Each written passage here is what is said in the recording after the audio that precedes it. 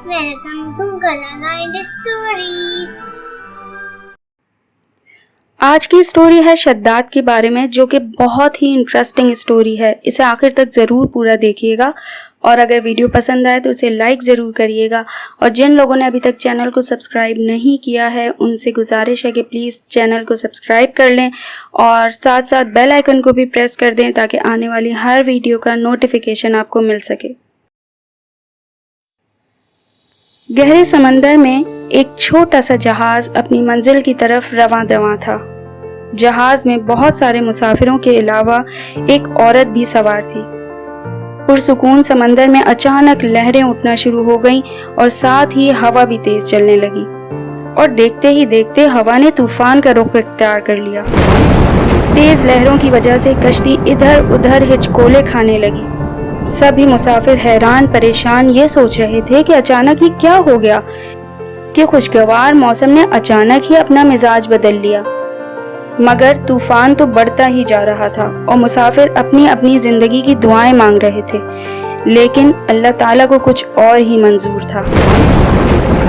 ہوا کی تیز جھکڑوں اور طوفان کی طاقتور موجوں نے جہاز کو 2 ٹکڑوں میں توڑ دیا،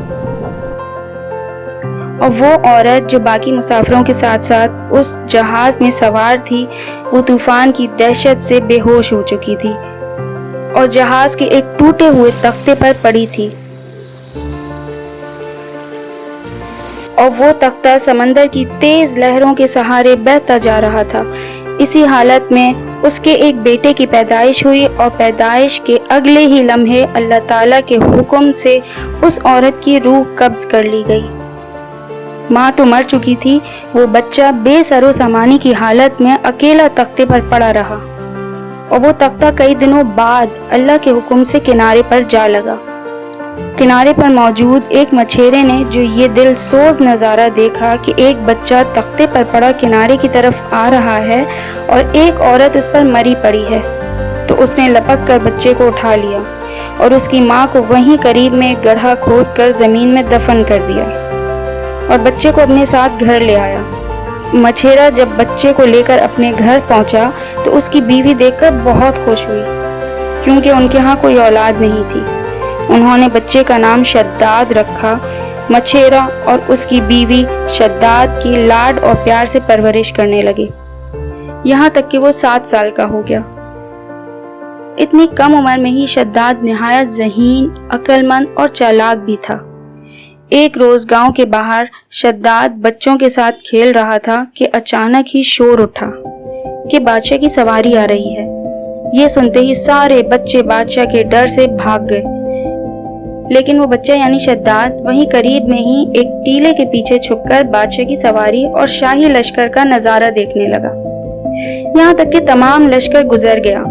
بادشاہ کی سواری گزرنے کے بعد اس کے کچھ سپاہی گری ہوئی چیزوں کی خبر گیری کرنے کے لیے لشکر کے پیچھے پیچھے چلا کرتے تھے. ان میں سے ایک سپاہی نے راستے میں ایک پوٹلی پڑی دیکھی. اس نے جب پوٹلی کو کھول کر دیکھا تو اس میں ایک سرما دانی تھی. وہ اپنے ساتھیوں کے پاس آیا اور بولا کہ مجھے راستے سے یہ سرما ملا ہے، اگر تم لوگوں کی اجازت ہو تو اسے اپنی آنکھوں میں لگا لوں، کیونکہ میری بینائی بھی بہت کمزور ہے، شاید اس سے کچھ فائدہ ہو جائے. اس کے ساتھیوں نے جواب دیا کہ بغیر اجازت کسی کی چیز استعمال نہیں کرنی چاہیے، اور یہ سرما نہ جانے کس کا ہو. خیر، اب تم نے اٹھا ہی لیا ہے تو بغیر آزمائے اسے اپنی آنکھوں میں مت لگانا، کہیں فائدے کے بجائے الٹا نقصان نہ ہو جائے. پہلے کسی اور کی آنکھوں میں لگا کر اسے آزما لو. یہ سن کر اس سپاہی نے ادھر ادھر دیکھا تو اس کی نظر چھوٹے سے ٹیلے کے پیچھے کھڑے شداد پر پڑی. سپاہی نے بڑے پیار سے اس کو اپنے پاس بلایا اور کہا، بیٹا ادھر آؤ، ہم تمہاری آنکھوں میں سرما لگا دیتے ہیں تاکہ تمہاری آنکھیں اور اچھی ہو جائیں. شداد نے سرما لگوا لیا. سرما لگواتے ہی شداد کے 14 طبق روشن ہو گئے. اسے زمین کے اندر چھپے ہوئے خزانے بالکل اسی طرح نظر آنے لگے جیسے صاف شفاف پانی میں موجود چیزیں نظر آتی ہیں. یہ اللہ کی نوازشات میں سے ایک بہت بڑی نوازش تھی. شداد حد سے زیادہ چالاک تو تھا ہی، لہٰذا اپنی چالاکی اور عقل مندی سے چلایا، تمہارا خانہ خراب ہو ظالمو، تم نے میری آنکھیں پھوڑ دیں، ہائے میں اندھا ہو گیا، یہ میری آنکھوں میں کیسا زہر لگوا دیا۔ ہائے میں بادشاہ کے پاس جا کر فریاد کروں گا اور تم کو سزا دلواؤں گا۔ سپاہیوں نے جب یہ سنا تو خوف کے مارے سرما وہیں پھینک کر گرتے پڑتے اپنی جان بچانے کے لیے بھاگ کھڑے ہوئے۔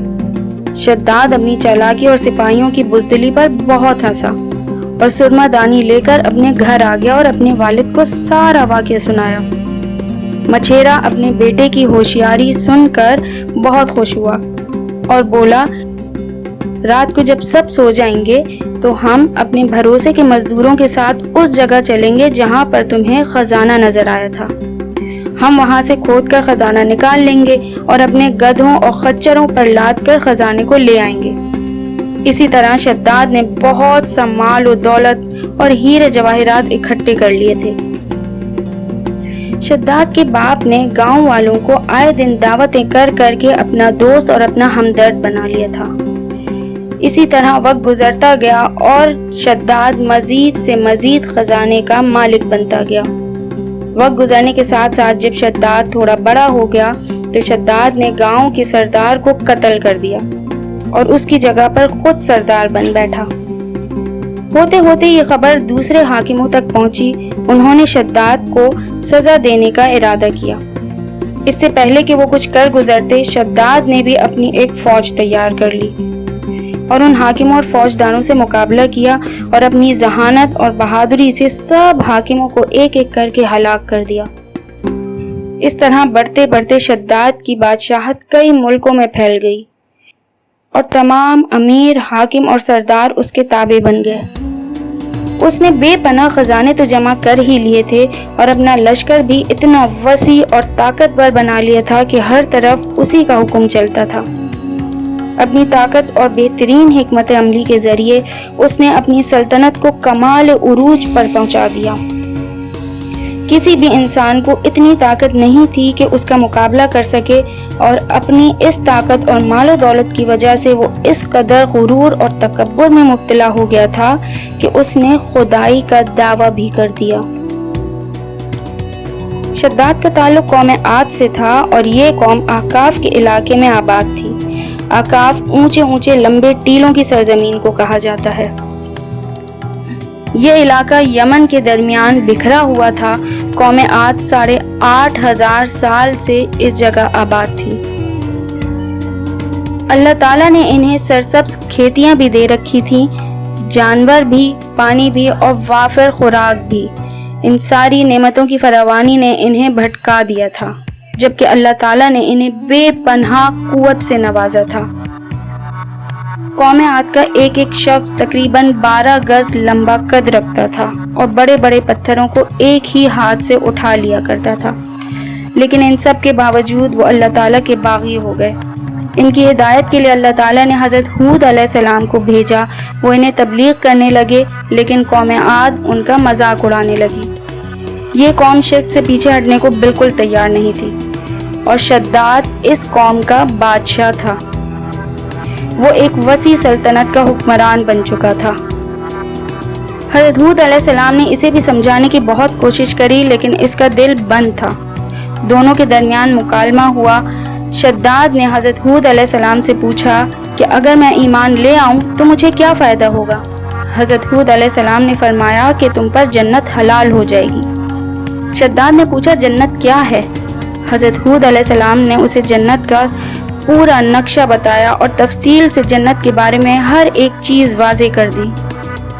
شداد نے دعویٰ کر دیا کہ یہ کیا بڑی بات ہے، میں بھی ایسی ہی جنت بنا سکتا ہوں۔ حضرت ہود علیہ السلام نے اسے اس کفر اور شرک سے روکنے کے لیے بہت کوشش کری، لیکن وہ باز نہ آیا۔ اب شداد نے اس کے بعد کیا قدم اٹھایا؟ کیا اس نے اپنی جنت تیار کر لی؟ اور اگر جنت تیار کری تو اس جنت کا کیا حال تھا؟ کتنی خوبصورت تھی، اور اس کے بعد اس جنت کا کیا حال ہوا؟ آخر کون سے فرشتے کو شداد پر رحم آیا؟ کیا شداد اپنی جنت دیکھ سکا؟ اور آج یہ علاقہ کہاں موجود ہے؟ یہ ساری تفصیلات جاننے کے لیے اس ویڈیو کا سیکنڈ پارٹ ضرور دیکھیے گا۔ ویڈیو پسند آئے تو اسے لائک بھی ضرور کریے گا۔